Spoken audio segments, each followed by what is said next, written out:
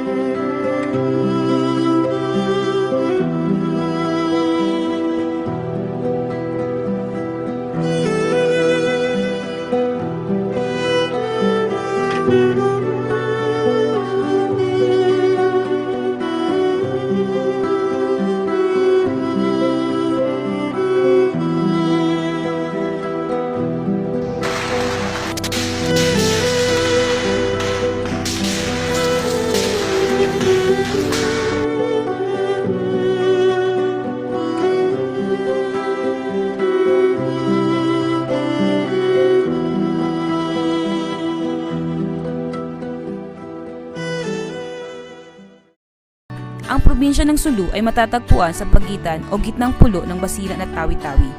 Ito ay binubuo ng 19 na munisipyo at mayroong kalupaang lawak na mahigit 167,000 hektarya.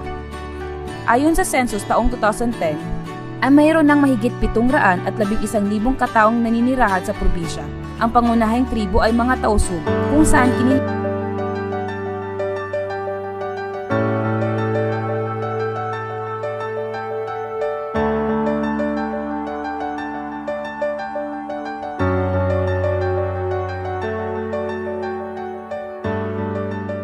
that education is the only alternatives, particularly on Islamic educations, is the only alternatives to solve this conflict, to solve this poverty, supaya masolve mga kamiskinan din di alupa, ula na mong alupa solve.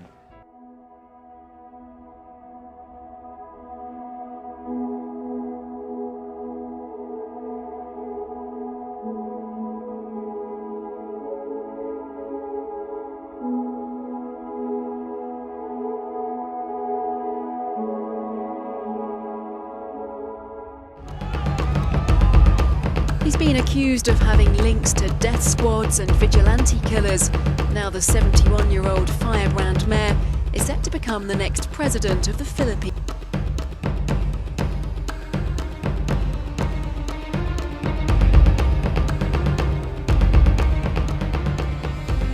The Philippine Army says it has so far killed more than 30 militants linked to so-called Islamic State as fighting continues for a 3rd day in the southern island of Mindanao.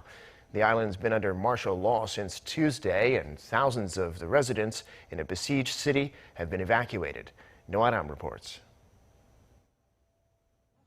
The fighting started Tuesday when the Philippine Army tried to raid the house of Isnilon Hapilon, leader of the extremist group Abu Sayyaf.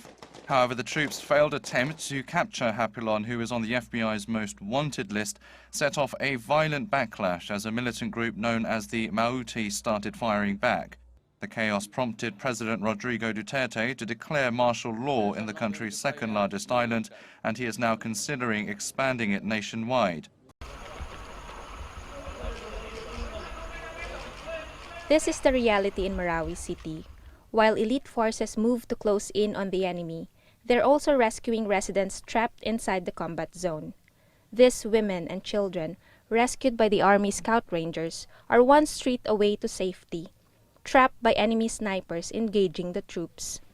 On Wednesdays, the snipers are dealt with. A vehicle finally comes to take them to a place far away from the firefights. But there are areas in Marawi the military has yet to reach. Residents are trapped in places controlled by the local terrorists.